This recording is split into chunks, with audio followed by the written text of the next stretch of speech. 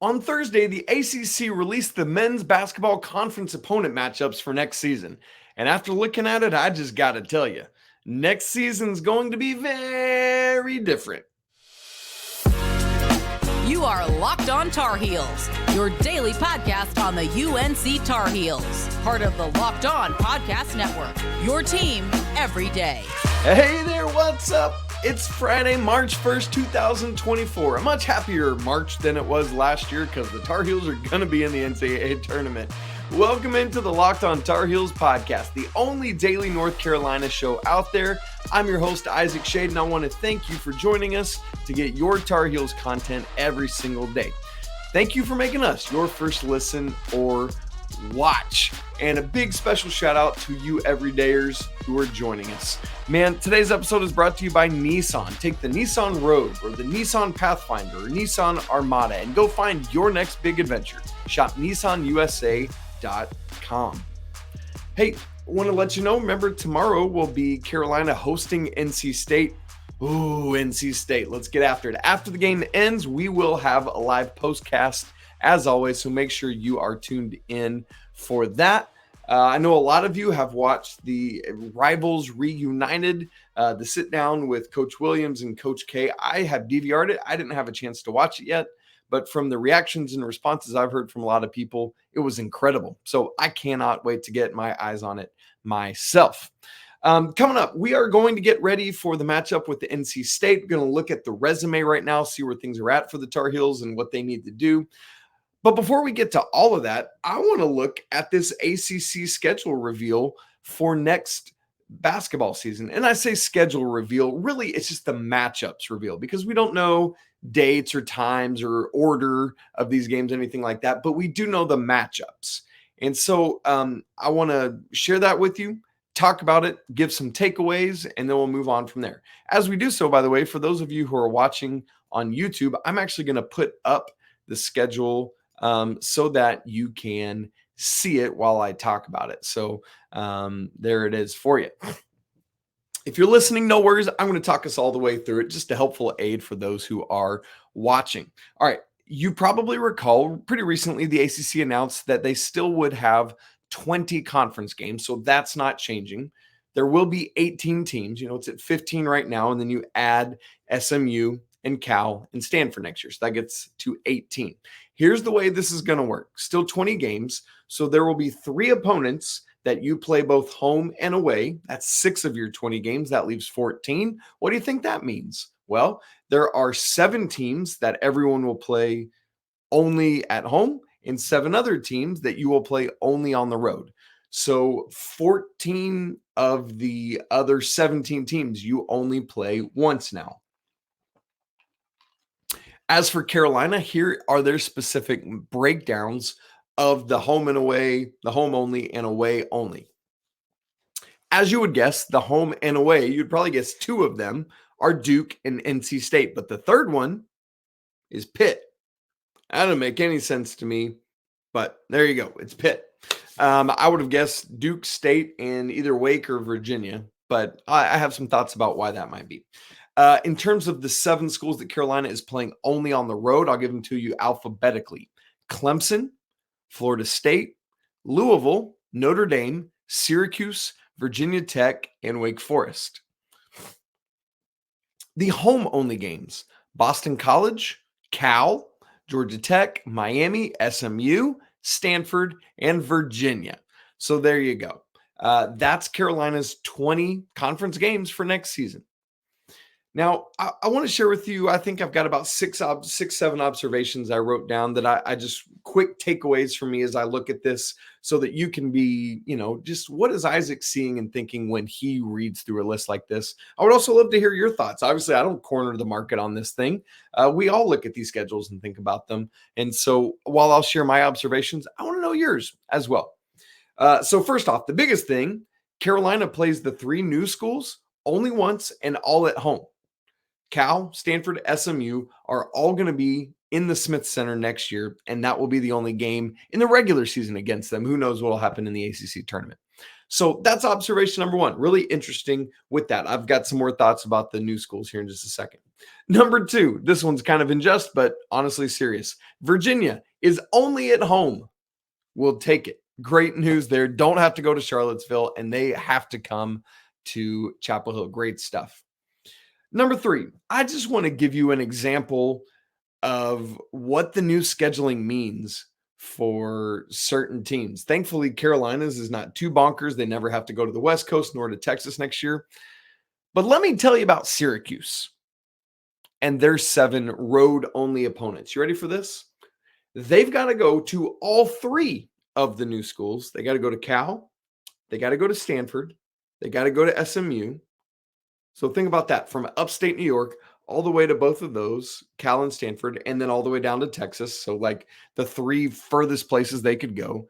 But then also Miami and Florida State. So they got to go from New York all the way down to both Florida schools, and Clemson, so pretty far south, and Virginia Tech, kind of more in the middle. No road games against anyone remotely close to Syracuse, like Boston College or Pitt or Notre Dame. None of that. None of that at all. So, man, that stinks. And Carolina, too, at some point is probably going to have some sort of something like that, where they got to go to all 3 of the new schools, up to Syracuse, up to Boston College, whatever it is. It ain't this year. But, man, that is an example of the new scheduling. Again, Syracuse has to go to Cal, Stanford, SMU, Miami, FSU, Clemson, and Virginia Tech. Now, that also brings up, I'm wondering, and as I look at the schedule, I see this. I'm wondering if the ACC will end up doing any paired road trips similar to what the Pac-12 does. Now, obviously, this is going to go away with the Pac-12 next year because the Pac-12 is getting diced up and spread around everywhere. But here's what happens now. For example, let's say the 2 Washington schools, Washington and Washington State, will go down on a long weekend to Arizona. And let's say on Thursday night, Washington plays at Arizona, Washington State plays at Arizona State. And then on Saturday or Sunday, they switch, and Washington plays Arizona State, Washington State plays Arizona, and then they go home. So here's why I'm wondering that, because as I look at this schedule, I notice that of the 7 teams who have Cal or Stanford as a road only, 6 of them play both. Obviously, because of evens and odds, you can't completely do that. So there's 1 team that only has Cal only on the road of the 2 California schools, and 1 team that has only Stanford only on the road. But the other 6 schools that play Cal on the road also play Stanford on the road. So I'm wondering if we're going to see that kind of thing where it's like a Saturday, Monday turnaround, kind of like we do right now with Big Monday. I wouldn't be surprised if that's what it is. So like an example of a team that plays both Cal and Stanford on the road. Virginia actually has to do that. Take that, Cavs. So I'm wondering if maybe Virginia would go and play Cal. Oh, and here's interesting too. I'm looking at this in real time. Virginia and Virginia Tech play both Cal and Stanford on the road. So maybe both of those schools go out to the West Coast the same weekend. Virginia plays at Cal on Saturday. Virginia Tech plays at Stanford on Saturday. They switch for Monday and then fly home. I don't know if that's what's going to happen, but based on what the Pac-12 currently does, that would make a lot of sense to me. Keep your eyes open for that. Next, I'm curious to hear more about the decision for the 3 teams, how they picked the 3 teams who will be both home and away. I'm curious to see if those are going to change every year. I'm curious to see if it will stay the same every year, like those 3.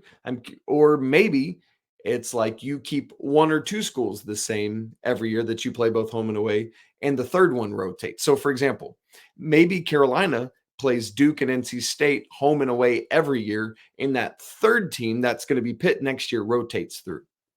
I don't know what they'll do, obviously, but really curious to see what that, and that would explain why the 3rd opponent that Carolina plays twice isn't Wake Forest or Virginia, for example. So keep your eyes on that. We'll see if there are going to be any protected partners with that. Now, interestingly, as you look at Cal, Stanford, and SMU schedules, They all have each other as home and away, which makes sense for the 3 new schools to do. So, for Cal, 2 of their 3 home and away teams are Stanford and SMU, and the same is true for the other 2. And there are 3 other schools that have a home and away both with one of the new schools, because that's just how when you think about the scheduling of that, there's got to be a 3rd school that plays them both. So NC State plays home and away against Cal, Virginia plays home and away against SMU, and Wake Forest plays home and away against Stanford. So that's just, again, more wrinkles of this new scheduling. And I just want to remind us of one other thing. This really doesn't have much to do with the new scheduling, but it does have something to do with the transfer portal. So as you look at Carolina's schedule and you say, for example, oh, good, Louisville is only on the road. They are terrible. That's going to be an easy win. Thanks, ACC, for hooking us up with Louisville on the road. I really appreciate that. You can't say that in this day and age. Look, I know they've been really, really bad in these first 2 years under Kenny Payne. I get that and I hear that. But I fully expect Louisville to move on to a new coach next year. And also keep in mind that in this day and age, because of the transfer portal, you can turn things around literally overnight. So there is no reason that we can look at this as we used to be able to do and say, oh, great, Louisville's been bad. They got nothing coming in. They're going to be bad again next year. Not necessarily true. Louisville could literally turn that thing around. So don't get too ahead of ourselves on thinking, oh, good, Louisville only on the road, easy win.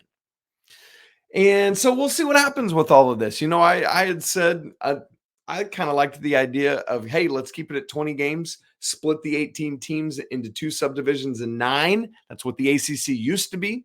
You play all 7 of those teams home and away. That's all 8 of those other teams, home and away. That's 16 games. You got 4 left. Of the other division, you could do, 2 road games and 2 home games. There's 20. That's just like a brainstorming possibility, but it's a way to get more home and away and have more stuff. So it's kind of like the divisions that we used to have in football in the ACC. So I'd like something like that better. I think, I don't know, I haven't thought it all the way through logistically to see if it would work and scheduling and matrices and all that stuff, but I like that better. I'd love to hear your thoughts on what you would like to do with the schedule.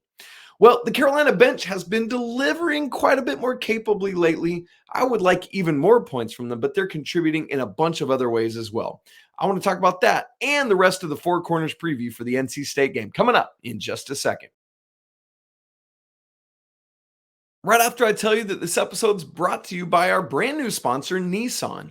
Hey, are you the kind of driver that likes to push things a little further?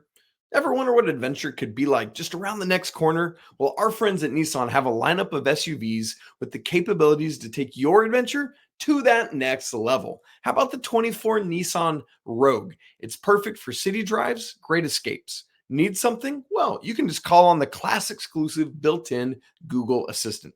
Gone are the days of connecting your iPhone or whatever phone you have. Google Assistant, Google Maps, and the Google Play Store are built right into the 12.3-inch HD touchscreen infotainment system. The 2024 Rogue is the perfect mid-size crossover for your next adventure. Or how about the 2024 Nissan Pathfinder? When I look at things, this is the one I would love to have for my family because it's very similar to what we have in our current SUV, and I like this one a lot. It has room for up to 8 people, an expansive cargo capacity, man, that's critically important, and advanced available 4x4 capability. With 284 horsepower and up to 6,000 pounds of towing capacity, when adventure calls, the Pathfinder is there to answer. So take the Nissan Rogue, Pathfinder, or Armada and go find your next big adventure. Shop NissanUSA.com. All right, we're getting ready for Carolina hosting NC State tomorrow, Saturday, 4 p.m. inside the Dean Smith Center, the second of 3 straight road games. Make sure you are ready for it, or if you're there, man, cheer hard and get that thing going. We got our Four Corners preview. Here's number 1.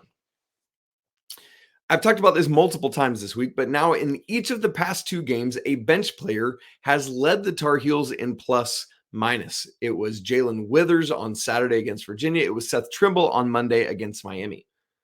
I want to see that again. And that's not because I don't want the starters to play well. It's because I want the bench to be playing so well that they are delivering really strong performances. Now, I would like to see more points scored by the bench. If I remember correctly, it was 3 against Virginia and 7 against Miami. As Pat Kilby and I talked about earlier this week, let's get it up into double digits. 10. I think Pac said it, what did he say, like 15 as kind of a baseline for him. So somewhere in that 10 to 15 range, I think would be chef's kiss ideal. And so what are we looking for? Well, yes, those points, but I just want to see these guys continue to affect the game positively.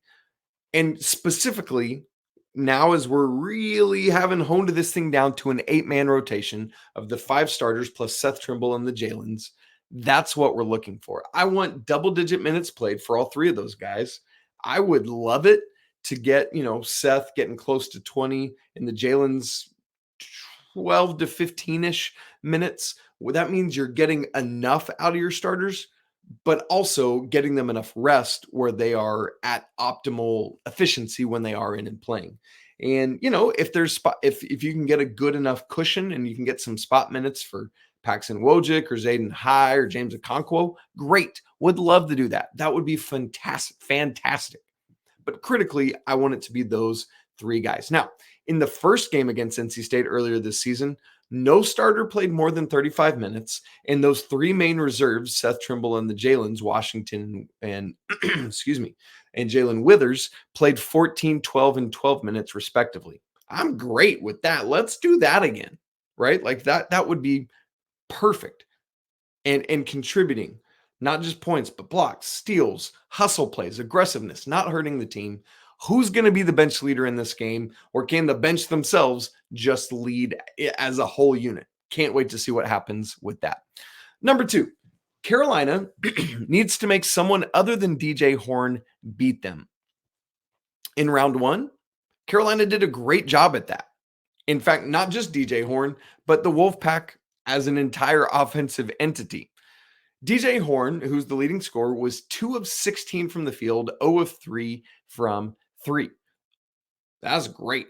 NC State as a whole, Carolina actually held them down really well too. Just 18 of 66 shooting, that's 27.3%, and 2 of 20 from 3, that's 10% as a team. Here's the thing. I fully expect NC State to have a better day. I think that was a combination, despite what Kevin Keats said, I think that was a combination of Carolina's great defense, that was in the winning streak when the defense was so strong, and NC State just not hitting shots. I think there was a combination of that.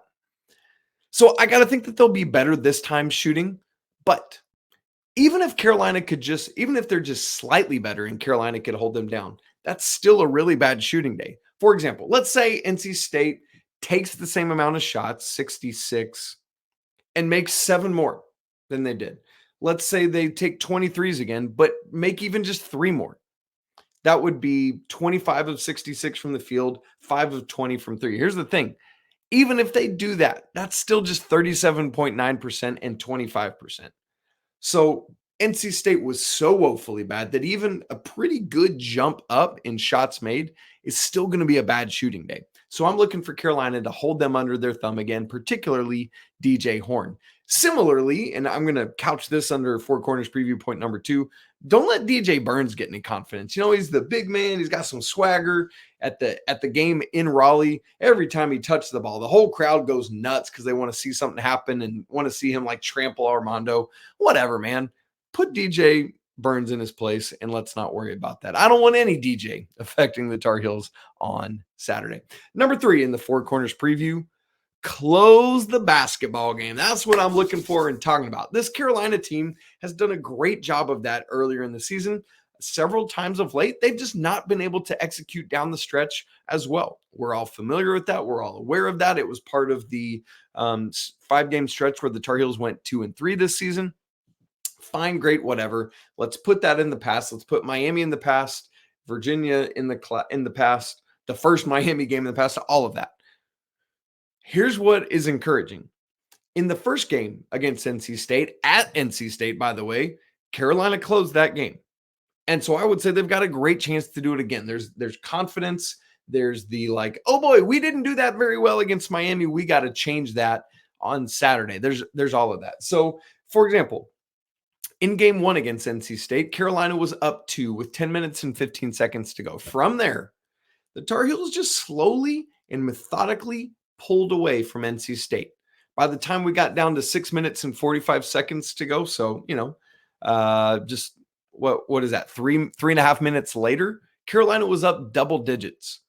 And critically and importantly, that lead never dipped back into single digits. It kept growing and then landed at the ultimate final margin of victory of 13 or whatever it was. That's what I'm looking for in this game. It doesn't have to be a blowout right out of the gate, although getting an early lead is never a bad thing. But I just want to see Carolina get that, just slowly work out that lead and then not let it come back down, but then just keep working to push it out as well. I know teams are going to answer. They're going to make runs. That's just the nature of basketball and playing in the ACC. I get that. But just keep doing the things you need to do. Number 4 in our 4 corners preview. Assist to turnover ratio. You might recall that earlier this week on the show with Pat Kilby on Wednesday, I mentioned how all of Carolina's 6 leaders in terms of minutes played all have an assist to turnover ratio over 1, meaning basically just they have more assists than turnovers. I also mentioned that I had begun to research and realized that that's actually a really rare feat for the Tar Heels. So since then, I have fully researched it to find the last time, how long ago it was, that Carolina had their top 6 players in terms of minutes played that all had assist to turnover ratios over 1, or basically like positive assist to turnover ratios instead of negative. It goes all the way back to 1979-80. That season, over, 80, 90, 2000, 2010, 2020, 1, 2, 3, 4. That's 44 seasons ago, y'all. That was the last time a Carolina team had their top 6 minutes getters all having a positive assist to turnover ratio. Let me give you the names because it's fun. Mike O'Corin, Al Wood, Dave Colescott, Jeff Wolf, Jimmy Black, and Rich Yoniker. I love this, man. I love that Carolina is currently doing this. Obviously, the season's not over, so it could fall off. Armando could fall back under because he's never done it before in his career. But right now, the top 6 Tar Heels are all doing that. That's the 5 starters in Seth, by the way, just to specify it. But for Carolina as a team, this idea of having a positive assist to turnover ratio or a assist to turnover ratio 1 or higher did not happen last time Carolina played NC State. They had 11 assists and 12 turnovers. Let's change that in this game. Let's see this team have a positive assist to turnover ratio that has actually a pretty big margin. But the thing is, that State's always trying to muck it up. They want to do these things, and so got to be strong with the basketball. And here's what's encouraging to me. Elliot Cadeau was exactly that last time these two teams met up. 6 assists, just 2 turnovers. That's a 3-to-1 assist to turnover ratio. Yes, great stuff there from Elliot. I would just like to see everyone else join him in this game. And let's get that assist percentage back up over 50. It was just 1 shy of that against Miami on Monday, but prior to that, Carolina had done it in the previous 7 games, having an assist percentage over 50%. Love to see that again Saturday against NC State, as Carolina has a positive assist to turnover ratio. Well, when these teams first played, it was a battle of ACC unbeatens, but now things look just a little bit different. We'll talk about that in just a second. Right after I tell you about FanDuel, North Carolina, the wait is almost over. It's March, and FanDuel, America's #1 sportsbook, is coming to the Tar Heel State on March 11th. That is the week of the ACC tournament, by the way. Just put that in your calendar. And on that March 11th, you'll finally be able to bet on all your favorite teams in all your favorite sports. With FanDuel, there's tons of ways for you to get in on the action. You can bet on everything from the money line to over-unders to which team will win this year's Tobacco Road rivalry. All of this on an app that's safe, secure, and super easy to use. Plus, with live betting, you can even pick which player will put up the next bucket and the one after that. So come see for yourself why FanDuel is America's #1 sportsbook. Just go to FanDuel.com/lockedon so you can be the first to know when FanDuel goes live in North Carolina. Again, that's FanDuel.com/lockedon. Make every moment more with FanDuel. Since the Tar Heels and Wolfpack have already played this season, we're not going to go through fully introducing you to them, but I just do want to catch you up a little bit on what's been happening since these two teams played. NC State started 5-1 in ACC play. You'll recall who the lone loss came to. What up, Tar Heels? But since then, NC State is just 4-7, and now their overall record is 17-11, and they're just 9-8 in the ACC. And oh, by the way, their final 3 games are at North Carolina, at home to Duke, and then traveling to Pitt. They could very easily go 0-3 down the stretch of this season, which would have them finishing 9-11 in the ACC. Now, obviously, we would love to beat them on Saturday, and then we would love for, actually, as weird as it sounds, probably cheer for the Wolfpack to beat Duke midweek. Yikes, what? Yeah. So the story is just, quite frankly, different than the last time when both teams were 3-0 or better in ACC play for just the 3rd time ever. That's no longer the case. So what's the goal for Saturday? The goal is to just keep this thing lopsided, this series. Carolina has dominated this series, particularly since Roy Williams took over as head coach of the Tar Heels back in the 03-04 season. So let's just keep that going. Let's get a season sweep of NC State. Let's, put the Wolfpack in their place, send them back to Raleigh, all that good stuff. That's what we're looking for. Now, in terms of Carolina's resume, I just want to mention something about it because we're getting to the point now where most of the data points are already on the resume, which, by the way, is a reminder to just enjoy the final couple games of this ride. We're looking at a spot now where it's not probable, but it's feasible that this Carolina team will only have 5 more games together. Now, of course, that would mean they lost their first ACC tournament game and first NCAA tournament game. I just more tell you that to say, please keep enjoying this. It's going to end more quickly than we all realize. But when we look at Carolina's resume, really the biggest and only blight on it right now is the loss at Georgia Tech, which is currently, as I'm recording this, a quad 3 loss. But here's the good news and the hopeful news.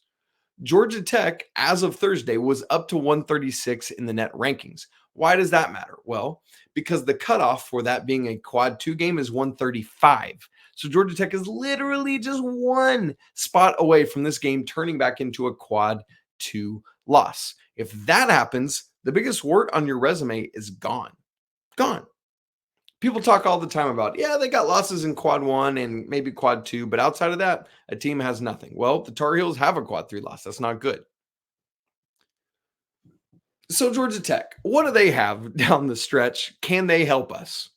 Well, it's going to be tough. They host Florida State on Saturday.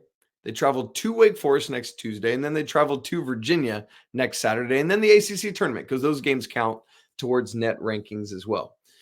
As I look at it, I think Georgia Tech definitely needs to beat Florida State, and then if they could clip off one of Wake or Virginia, that would be really, really, really good. And then obviously, if they could get at least one ACC tournament win, I think that would probably do it. So as weird as it sounds, we all need to be Georgia Tech fans over the next week plus. So dial in on the Yellow Jackets and we'll see what happens there. But honestly, while yes, sure, cheer for the Yellow Jackets. Just keep winning. That's the biggest thing, that the Tar Heels just need to keep winning. And by comparison, one of the other teams in contention for that 4th 1 seed is Arizona. The thing with Arizona is that they also have a quad 3 loss, and that quad 3 loss has no hope of changing back into a quad 2. It was a loss at Oregon State, who's 161 in the net. They're not getting up to 135. So if Carolina can erase their quad 3 loss, thank you, Georgia Tech, it would look a lot. That's just a data point that looks a lot better than Arizona and would put Carolina really in the driver's seat probably for that final 1 seat. So you would love to have that as a separator.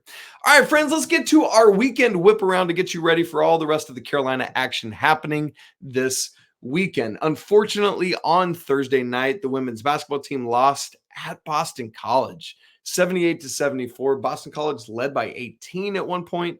Carolina closes on a 17-3 run, but it was just ultimately too big a hole.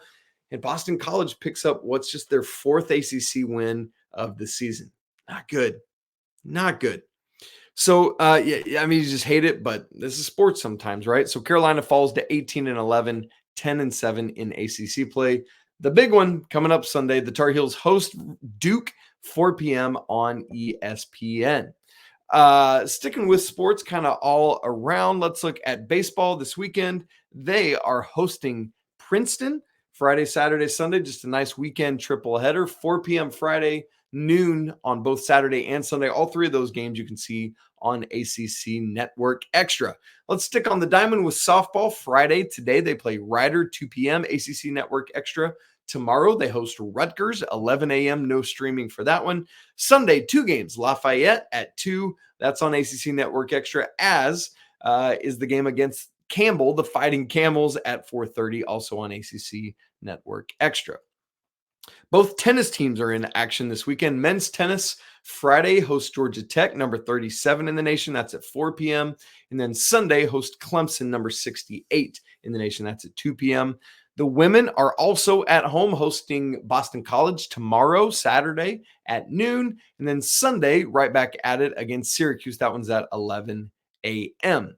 Both lacrosse teams are in action this weekend. Men's lacrosse today is taking on Princeton at home, 8 o'clock on ACC Network. Sunday, back at it against Penn, noon on ACC Network Extra.